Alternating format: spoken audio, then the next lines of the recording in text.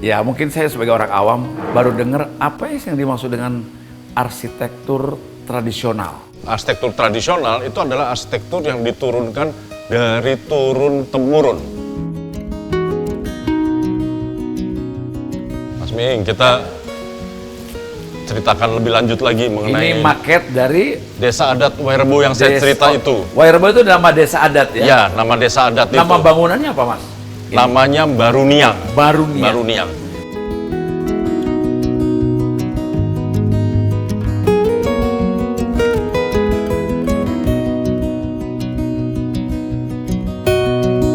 Sobat Iwa, pernahkah Anda mendengar tentang arsitektur tradisional? Nah, salah satu tokoh yang dekat dan konsisten pada dunia arsitektur tradisional dan bahkan sudah berjuang di beberapa tanah adat sampai mendapatkan julukan pendekar Nusantara akan saya temui dalam Warna Indonesia di Iwa TV. Yory Antar, seorang arsitek yang sangat komit terhadap arsitektur tradisional Nusantara. Nah, Sobat Iwa, kita sudah berada di kantornya, yaitu Han Awal and Partner, yang sangat artistik dan nyaman sekali. Indah, home sweet office. Dan ini didirikan tahun 2008 dan desain sedemikian rupa oleh Mas Yory Antar sendiri. Yuk, kita lihat.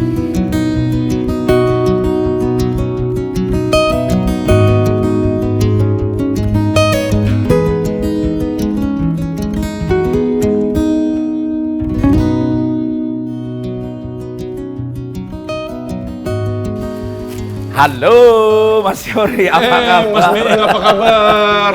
Sorry, salam sehat. Saya lebih cepat dari janji yang sebelumnya.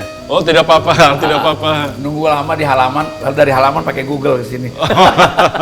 Nggak nyasar ya? Sehat ya? Sehat. Ini sesuai kita janji, dan pada Sobat Iwa, kita mau ngobrol tentang arsitektur. Nah, saya dengar, ya mungkin saya sebagai orang awam, baru dengar apa yang dimaksud dengan arsitektur tradisional.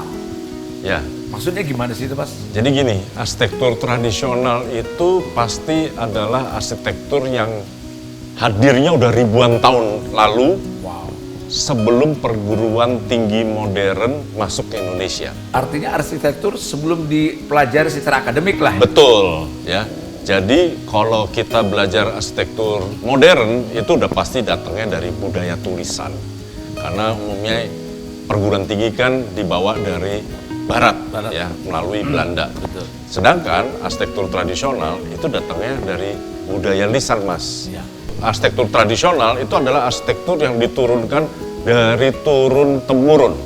Dari turun-temurun, misalnya bangunan Joglo Jawa atau bangunan Toraja, itu diturunkannya nanti ya jadi tetap bangunannya sama. Bisa juga dong disebut arsitektur adat ya? Betul, betul sekali. Karena kita lihat kalau arsitektur modern ini kan memang dari kacamata arsitek ya dia adalah sebuah karya arsitektur. Tapi kalau arsitektur tradisional itu juga bisa dilihat dari kacamata budaya. Kenapa?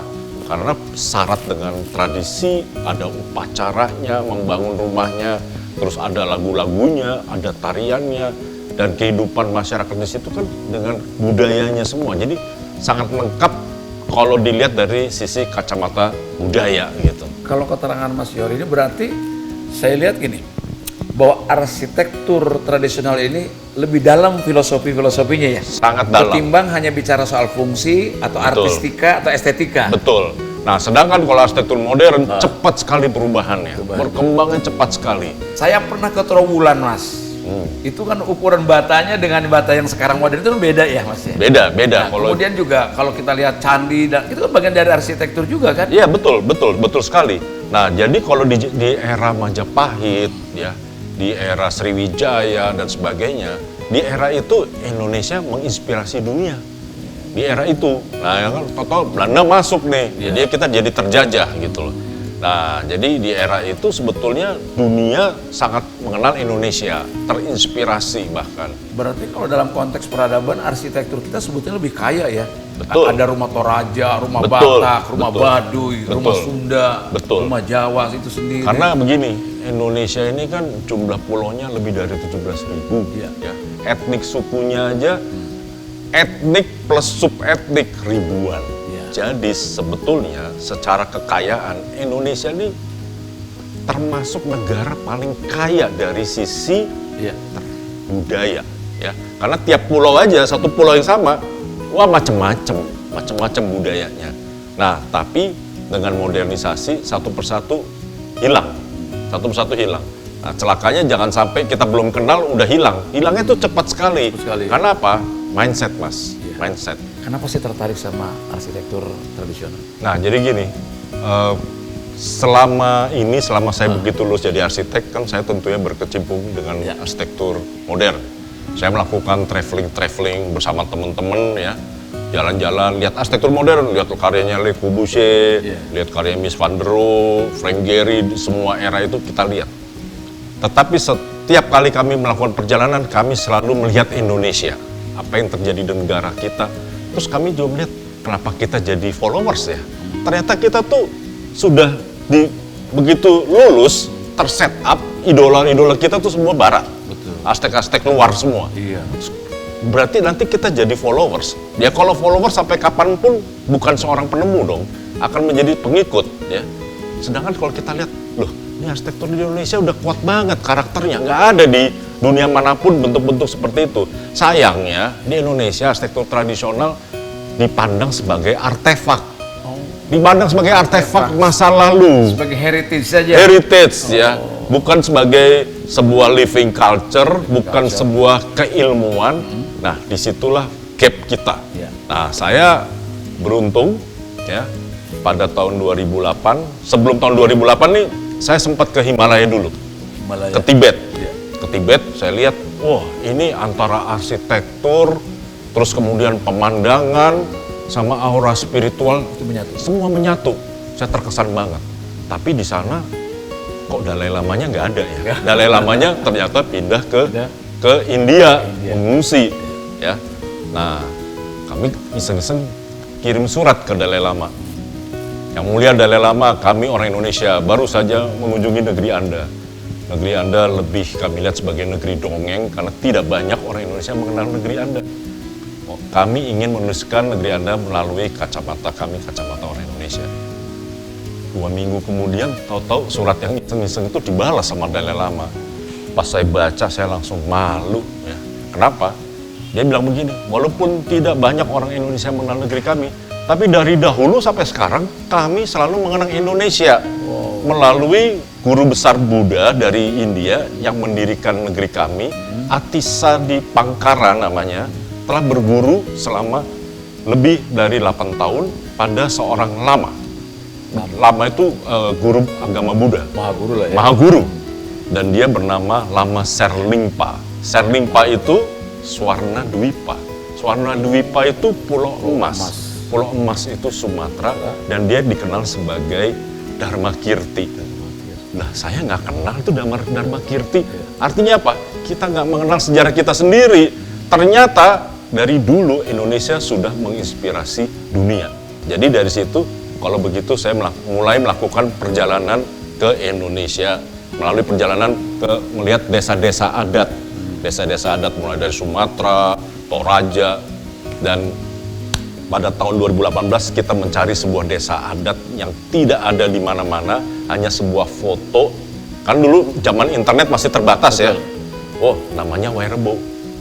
Itu satu Manggarai juga nggak tahu Wairebo di mana. Jadi kami nyari hampir 3 hari Di NTB itu. di NTT, Oh, di NTB, Flores. Timur. Flores. Ya. Dan akhirnya kami berhasil menemukan sebuah restoran yang memajang foto itu, dapat kontak supirnya, kami ke sana.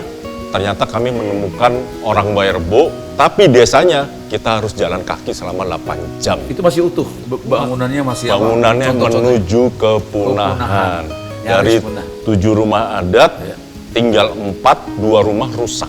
Karena mereka gagal panen, sangat miskin, tapi mereka bertahan hidup di situ Ya. untuk menjaga tradisi. Oke. Nah, saya bertemu di situ. Dan akhirnya saya nggak boleh pulang. Ya. Mereka menerima kami dengan ramah, kami disuruh menginap. Tapi kemudian saya terheran, loh kok ada orang asing di situ, ada 2 orang profesor. Mereka ternyata hampir setahun di sana. Terus ada 15 mahasiswa dari Taiwan buat pembelajaran desa kembar. Karena Taiwan nih sama kita nih, Taiwan yang asli, yang original itu ada banyak hubungannya. Ya. Terus kemudian waktu kami pulang, ada 15 turis Spanyol masuk. Loh ini desa apa ya kok begitu banyak orang asingnya? Dan ternyata, tidak terkenal itu kan? Iya, tidak ada nama ya. Ternyata kami adalah rombongan turis Indonesia pertama yang tiba di Wairebo. Sebagai orang Indonesia. Sebagai orang Indonesia, betul. Stop dulu Mas Yoris. Sobat Iwa, seru. Dan menonton Iwa TV itu betul-betul kita mendapatkan banyak pengetahuan. Belajar sejarah kita akan menjadi peradaban kita lebih maju lagi. Mas Yoris, saya pengen lihat apa yang pernah digarap. Ya, kita lihat maketnya Wairebo ya. Oke. Pertama kali saya ikut terlibat membangun rumah adat. Mas Ming, kita ceritakan lebih lanjut lagi mengenai Ini maket dari desa adat Wairebo yang saya cerita itu. Wairebo itu nama desa adat ya? Ya, nama desa adat itu. Nama bangunannya apa Mas? Namanya Baruniang. Baruniang. Baruniang. Nah, jadi pada saat saya tiba di Wairebo, saya ini disambut sama masyarakat, sama kepala suku untuk tinggal, menginap. Dan mereka merasa tersanjung sekali. Kok ada rombongan arsitek dari Jakarta mau melihat desa adat ini. Ya. Dan pada saat saya pamit pulang, keesokan harinya, kepala sukunya itu, Pak Alex Ngandus, menyampaikan sebuah kata yang membuat saya jadi mikir. Katanya begini, bagi kami kedatangan tamu-tamu dari Jakarta itu sama saja dengan kedatangan orang tua kami. Loh, kok saya malah dibilang orang tua, orang dia lebih tua kok gitu. Nah, jadi saya kemudian memikir, kalau saya seorang arsitek menyaksikan sebuah rumah adat, terus kami terinspirasi, kami wawancara masyarakatnya, dapat banyak inspirasi, kami bawa pulang, masyarakatnya nggak dapat apa-apa, secara etika, wah ini etika yang kurang baik. Nah saya pikir, ngapain sih kita nunggu-nunggu pemerintah kapan datang, ini siapa yang datang mengurus ini? Kita yang datang sendiri, kita udah lihat, ya saatnya kita bisa terjun langsung di situ. Nah jadi tahun 2008 itu, saya memutuskan diri, bila selama ini saya melakukan perjalanan itu ternyata perjalanan turis. Perjalanan turis itu cuma menonton. Ya. Kalau begitu, semenjak tahun 2008, saya memutuskan saya pensiun jadi turis.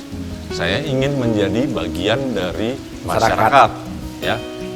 Selama ini ternyata kita melihat dari luar ke dalam. Sekarang kita rubah mindset kita dari dalam ke luar. Dengan cara apa? Dengan cara membangun kembali dan menyelamatkan rumah-rumah adat yang menjelang kepunahan. Nah, kemudian saya tanya sama masyarakatnya, apakah kalian masih mau melestarikan rumah adat? Kami masih mau, ya karena kami tinggal di sini karena kami masih melestarikan adat. Tapi kami adalah orang-orang adat dan kami kalah melawan modernisasi dengan uang dan sebagainya. Untuk membeli kayu, kami harus membeli kayu di pasar dengan harga mahal. Kami tidak boleh menebang hutan. Hutan ini menjadi cagar alam. Ya, bahkan kami yang udah ribuan tahun tinggal di sini, kami juga harus minta pindah karena nggak boleh ada manusia yang tinggal di situ.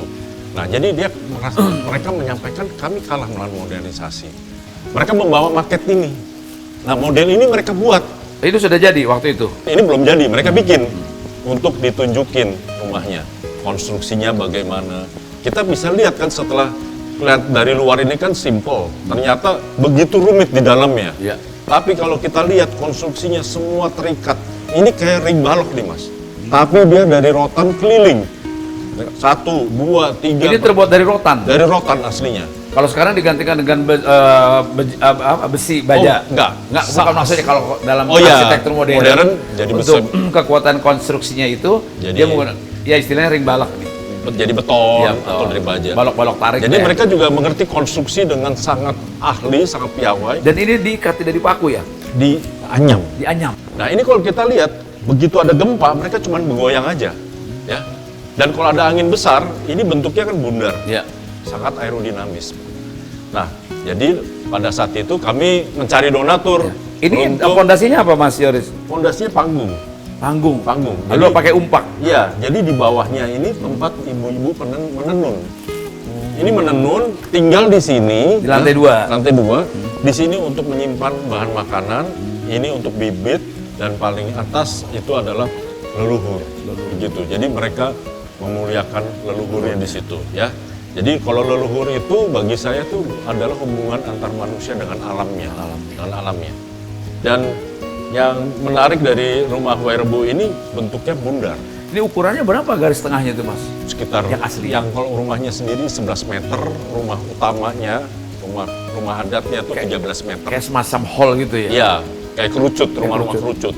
Nah, jadi sekarang kami beruntung mendapatkan bantuan dari donatur. Nah, donatur ini dari Ibu Tirto, dari Yayasan Tirto Utomo, ya kita mendapat donatur, dan itu adalah formula bagaimana kita melestarikan rumah adat bersama masyarakat, dan formula mencari donatur, begitu. Ya, caranya melestarikan rumah adat bersama masyarakat, kita tidak intervensi. Jadi mereka membangun dari nol, termasuk ritual-ritualnya. Ritualnya unik, Mas. Untuk buat upacara adatnya itu seperti aslinya. Seperti aslinya. Tidak ada satupun yang dicabut dari akarnya. Betul. Jadi mereka mendatangi mata air. Mereka minta izin. Kemudian mereka ke hutan. Mereka minta izin juga. Terus ketemu pohon yang akan ditebang, pohonnya diajak bicara. Jadi mereka memotong seekor anjing, pohonnya diajak bicara. Kalau pohonnya bersedia ditebang, baru ditebang.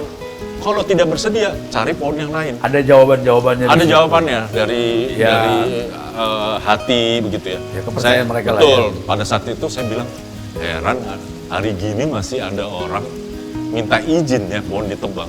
Kita orang modern, nggak minta izin. 100 hektar juga nggak perlu pakai izin, nggak perlu nanya-nanya. Betul. Ternyata kita orang modern yang serakah. Mereka orang tradisional yang menjaga taat hutan, adat, taat hukum, aturan. Taat aturan. Dan pada saat permohonan IMB, Mas, bukan ke kecamatan, IMB-nya ke leluhur. Jadi mereka minta izin sama leluhur. Boleh nggak bangun di sini? Boleh nggak hari ini bangun, hari baik? Izin mendirikan bangunan tidak pada dinas ya, tadi pada leluhurnya. Pada leluhur. Mas, nah kalau tadi dikatakan bahwa dianggapnya ini adalah hutan lindung dan sebagainya, cagar alam, lalu cari bahannya di mana mereka? Ya, cari bahannya saya minta izin ke Kementerian Kehutanan untuk masyarakat adat Werebo, dan kemudian mereka total setelah membangun kembali rumah-rumah adat itu menghabiskan 150 pohon, tapi kita ganti 3.500 bibit. Nah, ini menjadi sebuah percontohan bahwa pelestarian hutan. Jadi mereka menanam kembali pohon-pohon itu, walaupun sebetulnya nggak usah ditanam, akan tumbuh dengan sendirinya. Tapi kita harus melapor ke Kementerian Kehutanan, kita telah melakukan penanaman kembali pohon-pohon. Nah, jadi tradisi dan budaya nyaris punah ini kembali melalui metode pelestarian yang dilaksanakan dari generasi ke generasi. Dan bagi saya ini harta karun. Mas Yoris tadi bilang bahwa ini nyaris punah ya. Ya. Nyaris punah. Berarti kan secara turun-temurun sudah mulai terkikis tentang keterampilan membangun atau skill pertukangannya. Itu. Nah, itu ditemukannya bagaimana dia merekonstruksi bangunan ini dengan yang berbeda dengan kakeknya mungkin. Jadi gini, memang kerawanan dari budaya kita itu adalah di generasi masa depan. Betul. Kalau generasi anak kita aja udah tidak lagi mau melestarikan budaya kita, itu buat next generation lagi, itu adalah lonceng kematian dari budaya itu sendiri. Maka budaya itu kan cepat punah karena perubahan mindset tadi. Nah, bagaimana orang Werebo melestarikan rumah adatnya? Saya jadi teringat pada kuil Issei, Mas, di Tokyo. Itu setiap 20 tahun sekali, Jepang yang udah begitu modern masih melestarikan budaya membangun rumah secara knockdown yang begitu rumit. Itu dipretelin setiap 20 tahun sekali. Supaya apa? Itu adalah transfer teknologi dari generasi ke generasi. Dipretelin, kemudian dibangun lagi di sebelahnya. Jadi itu ritual ya, mempreteli rumah kayu, sebuah tempel, dan kemudian dibangun lagi oleh generasi berikutnya. Di Werebo kejadian sama persis. 20 tahun ternyata angka generasi, angka material. Jadi pada saat mereka mempelajari rumah adat itu bagaimana membangunnya, rumah adat yang lama dipretelin satu persatu. Satu persatu. Agar dia tahu komponennya apa, Betul. bagaimana sistem konstruksinya seperti Betul. apa. Dan mereka kan sudah lama tidak membangun rumah itu. Iya. Dan waktu membangun rumah pertama, lama banget, repot, sulit. Tapi kemudian rumah kedua lebih cepat. Dan waktu yang sama dipakai untuk membangun 3 rumah adat sekaligus. Artinya ilmu ketukangannya sudah kembali. Ya, Jadi ada kalau- regenerasi. ya. betul. Nah, ngomong-ngomong sudah berapa rumah yang dibangun di situ? Jadi kalau di Werbo itu kan aslinya 7 rumah. 7 rumah. 7 rumah. Oh, satu desa itu hanya 7 rumah. Ya, itu makanya rumah tradisional. Dia tidak akan bertambah. Tapi kan ditinggali oleh keluarga besar itu kan di situ. Betul, betul.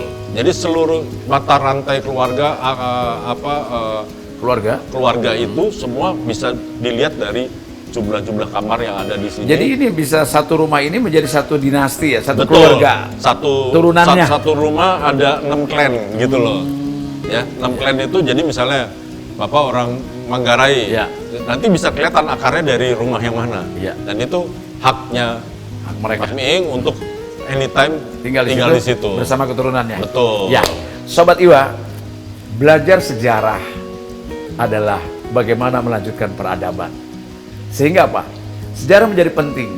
Kalau bangsa mau kuat, jangan tinggalkan akar sejarahnya. Salah satu contohnya ini. Kita lanjutkan yang berikut.